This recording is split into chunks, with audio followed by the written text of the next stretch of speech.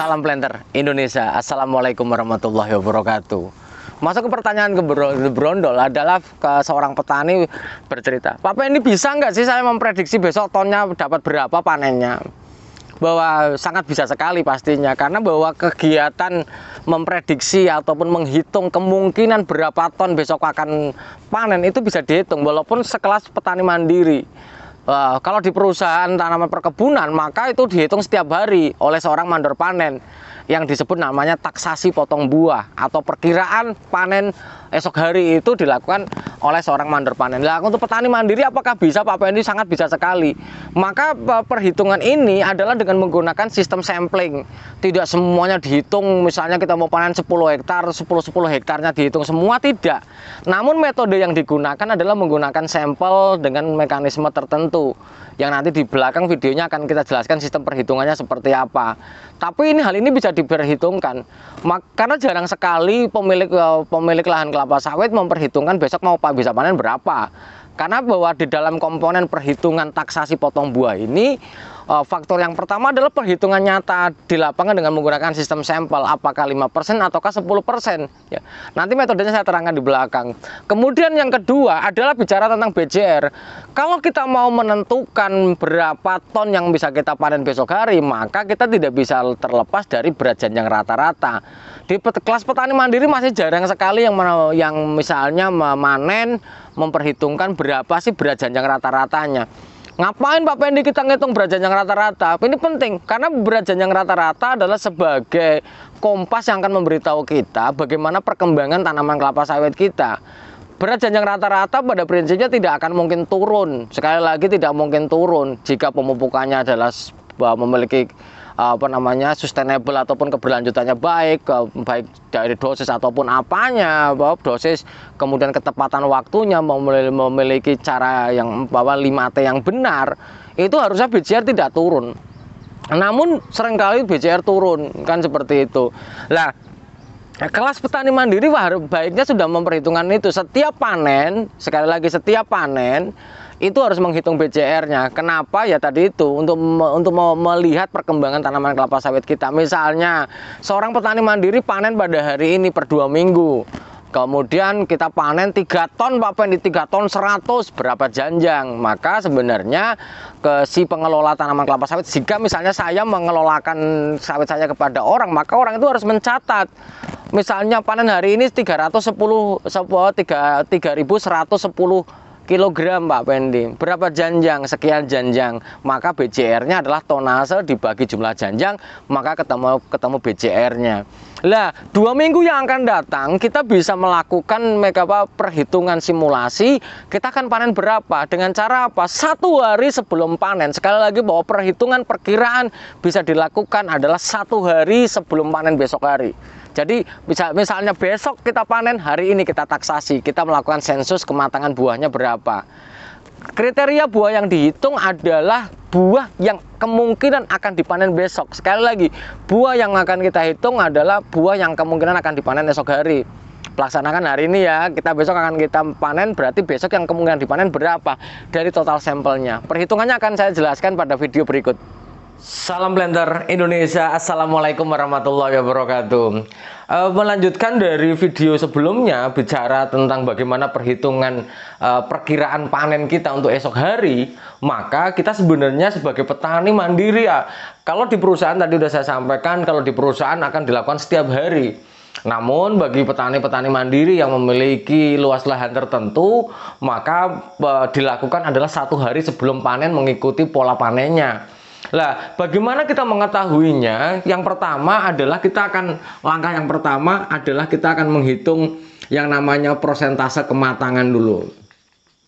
Dengan menghitung persentase kematangan, berarti kita akan memperkirakan berapa sih jumlah dari total tanaman yang ada, berapakah sih janjang yang akan mungkin keluar. Nanti kita akan menghitungkan itu. Kemudian harus ada data BJR, karena bahwa di dalam penghitungan prediksi berapa tonase atau perkiraan kita panen besok adalah kita harus tahu BJR-nya. Maka bagi para petani dan para petani mandiri yang selama ini panen belum bisa memberikan administrasinya, artinya bahwa setiap panen lebih bagus dicatat per 2 minggu misalnya, maka berapa sih janjang yang dipanen dan berapa tonase yang dipanen. Artinya bahwa dengan adanya BJR ini, arti apa adalah tonase dari yang biasanya kita jual dibagi dengan jumlah janjang. Lah kita akan ada ini. Akan ada berapa sih BJR-nya, misalnya 16 kg BJR-nya, artinya berapa berat janjang rata-ratanya yang kita panen di lahan kita adalah 16 kg.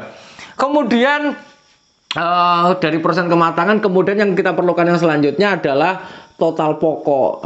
Dari total pokok dari yang kita tanam di lahan itu, misalnya dari 3 hektar misalnya berapa total pokok yang ada, sehingga kita nanti akan bisa mengkalikan, ada kemungkinan dari total 3 hektar yang ada dengan persen kematangan ditambah dengan dikalikan BJR, nanti akan ketemu berapanya. Lah bagaimana perhitungannya? Sekali lagi, bagaimana perhitungannya ketika kita sudah kita akan panen esok hari. Sekali lagi, yang pertama adalah persentase kematangan. Persentase kematangan, nah ini misalnya Bapak Ibu semuanya punya lahan seperti ini bentuknya. Sebanyak kalau dari sini ke sini misalnya ada sekitar misalnya 50 baris misalnya. Maka di dalam persentase kematangan kita tidak bisa mengambil secuil-secuil seperti ini, nggak bisa. Hanya di sini saja, maka kita harus melakukan sensus dengan menggunakan sampel yang ada di sini. Sampelnya seperti apa? Jadi kalau seandainya kita misalnya seperti ini ya, gampangnya gini. Kemudian kita biasanya menggunakan adalah baris kelima. Nah, baris kelima ada 2, bisa pakai sistem baris atau sistem pasar. Kita bisa menggunakan kanan kiri ataupun menggunakan barisan. Jadi kita mengambil sampel sebanyak 5-10% dari total pokok yang ada. Hal ini sangat penting bagi petani mandiri, apalagi yang menyerahkan kepada petani yang diserahkan, sehingga kita bisa menghitung. Jadi sebenarnya 1 hari sebelum panen kita udah tahu berapa tonase. Kalau naik turunnya sekitar 5-10% mungkin hal yang wajar saja. Tapi kita tahu dulu kemungkinan perkiraan yang akan kita panen berapa, itu akan kelihatan. Nah, kita contohkan. Jadi konsepnya adalah bagaimana dalam satu luasan satu hamparan ini kita ambil sampel, misalnya adalah 1, 2, 3, 4, 5 sebanyak 5-10%, misalnya seperti itu. 5-10%, tapi bahwa sampel-sampel baris yang kita gunakan untuk perhitungan ini harus mewakili dari lahan yang ada. Sekali lagi, harus mewakili lahan yang ada. Kalau dia tidak mewakili lahan yang ada, maka tidak bisa menggambarkan yang semestinya. Ya contohnya, kita tidak bisa menggunakan sampel baris di tepi jalan, maka kita menggunakan baris nomor 5 misalnya. Kemudian baris ke-25 ataupun berapa, nanti yang penting melambangkan 5-10%.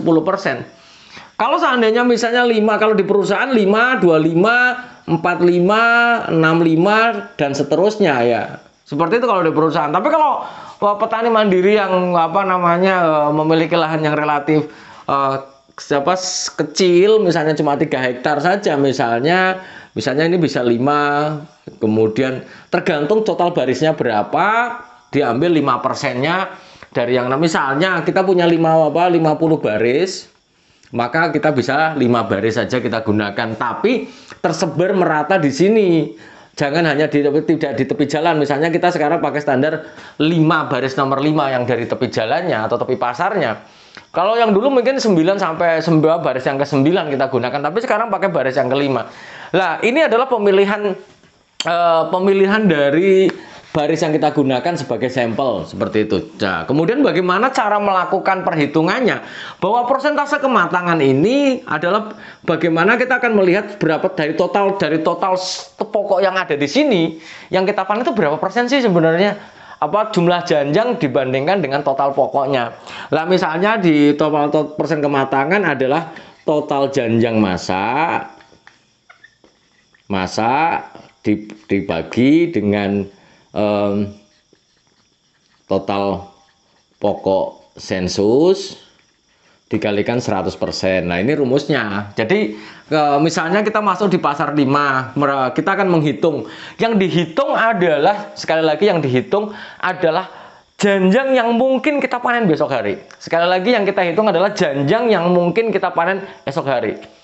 Jadi yang memasuki kriteria kematangan tertentu. Kalau dari perusahaan jelas, kita besok misalnya memanen dengan standar 3 brondolan di TPH, ataupun yang brondol 3 misalnya, atau brondol 5 atau brondol 10 jelas. Lah bagi petani sawit mandiri yang ingin menjalankan sensus kematangan buah ini, maka standarnya adalah yang mau kita panen berapa, yang mau kita panen yang mana sih gitu. Jadi kita hitung semuanya. Misalnya ini ada pokok 1, 2, 3 sampai terusnya segini. Kita akan jalan ke sini. Kita akan jalan ke sini terus. Kita akan jalan terus. Dan kita akan menghitung berapa janjang yang dipanen. Misalnya di baris 5 ini kita panen sebanyak jumlah pokoknya ke sana. Pokok sama dengan 20 misalnya. Janjang masaknya 4. Ini di baris kelima. Di baris 25 sama. Kita akan melihat sana seluruh pokoknya, kita lihat berapa janjangnya. Lah ternyata di sini pokoknya misalnya 24 misalnya. Ternyata karena barisnya tidak sama, janjang masaknya 6. Di baris 45 ternyata 20 yang masak 3. Ini pokoknya, ini janjangnya. Kemudian di baris ke 65 ini adalah pokoknya misalnya 22 ternyata, kemudian janjang masaknya 6 dan sebagainya. Misalnya segini aja. Dan di sini di baris 85 ternyata pokoknya sama dengan 20, janjang masak 6. Nah, kita akan melihat berapa janjang masaknya adalah di sini 4 nih ditambah 6 kemudian ditambah 3 ditambah 6 ditambah 6 12 15 sama dengan 25, kan seperti itu. Nah, ini dibagi total pokok yang disensus ataupun yang kita gunakan untuk sensus ini berapa. Misalnya ini adalah 20, kemudian ditambah 24 ditambah 20 ditambah 22 ditambah 20, 1 2 3 60 1 2 3 4 5 100 106. Lah dibagi dengan 106. Lah nanti kan akan ketahuan berapa sih persentase kematangannya lah ini. Jadi kita itu berarti persentasenya adalah 25/106 dikalikan 100%. Jadi di sini 25 dibagi 106 dikalikan 100% sama dengan 23,5% misalnya, dari 2,38 atau setara 23,6% untuk memudahkan. Jadi artinya bahwa dari total luasan 3 hektar yang akan kita panen, kita akan memiliki dari total yang ada, maka 23% dari pokok yang ada akan memungkinkan janjang yang masak satu. Karena mungkin saja bahwa proses kematangan itu 23%, bahkan bisa sampai 50%, bahkan 100%. Kenapa? Karena janjang masaknya lebih daripada pokok sensus juga sangat mungkin sekali. Misalnya sebuah perusahaan yang terjadi sengketa misalnya, di mana bahwa sampai 1 bulan lebih kita tidak panen, maka persentase kematangan bisa lebih daripada 100%. Kenapa? Karena satu pokok saja itu bisa masak 2 sampai 3. Kalau kita semuanya ada masak semuanya berarti lebih daripada 100%, maka sah saja. Lah, dari total 23% pokok yang ada akan keluar janjangnya 1 ya. Ini artinya. Kemudian kita akan menghitung. Setelah kita menghitung total kematangan, maka kita bisa menghitung tonase.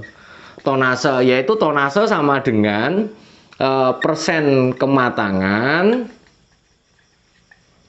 dikalikan total pokok dikalikan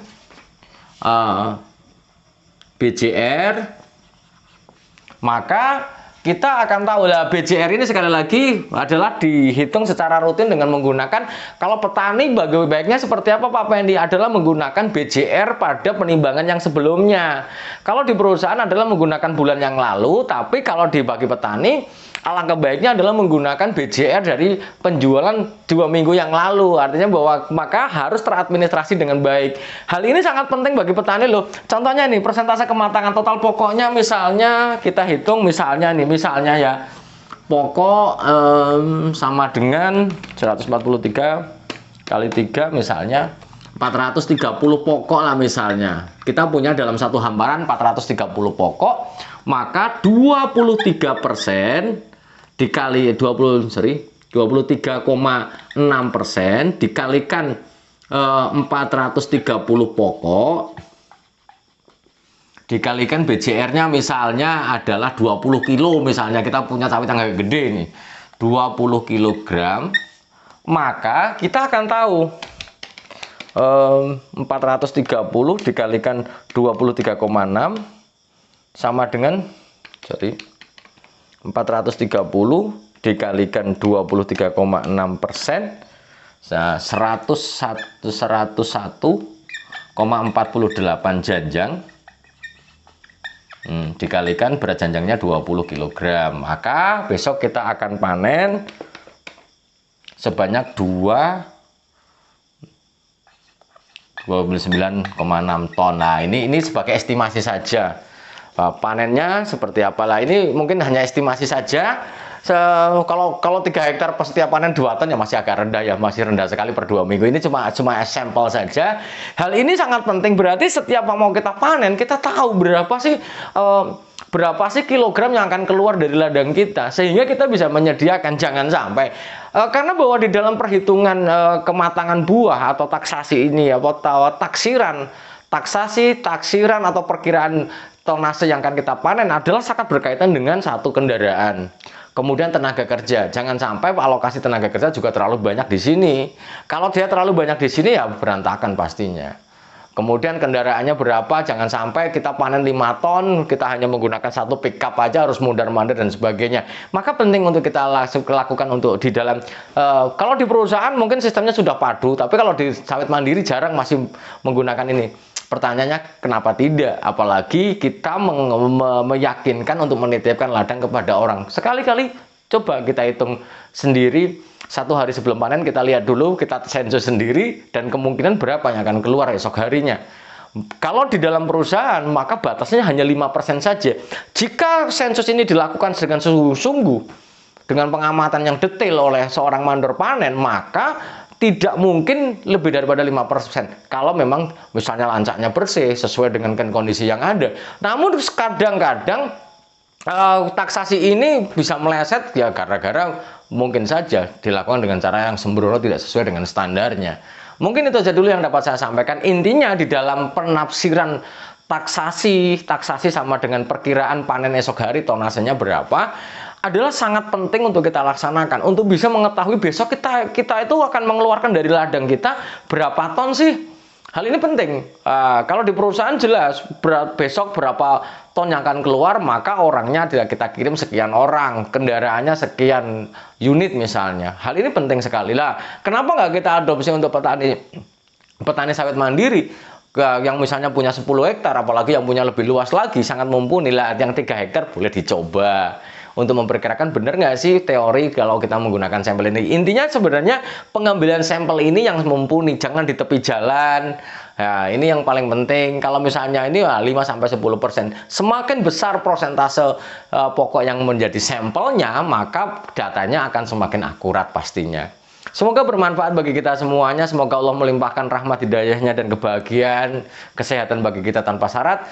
Dan salam hangat bagi keluarga Anda di rumah. Terima kasih. Salam Planter Indonesia. Assalamualaikum warahmatullahi wabarakatuh.